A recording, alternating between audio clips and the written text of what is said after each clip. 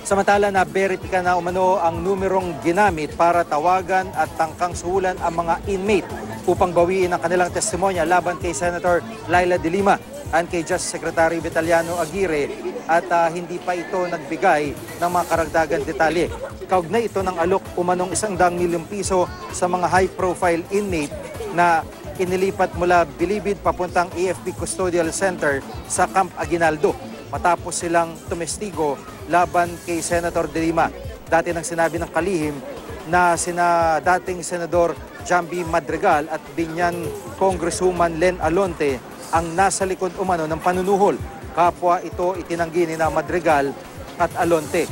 Pero iginigit pa rin ni Aguirre na totoo ang 100 milyong pisong tangkang panunuhol.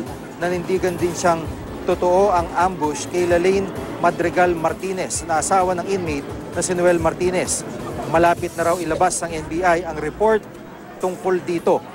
Si Ginang Martinez umano nagsabi sa kalihim na sangkot daw si dating Senador Jamby Madrigal sa tangkang panunuhol.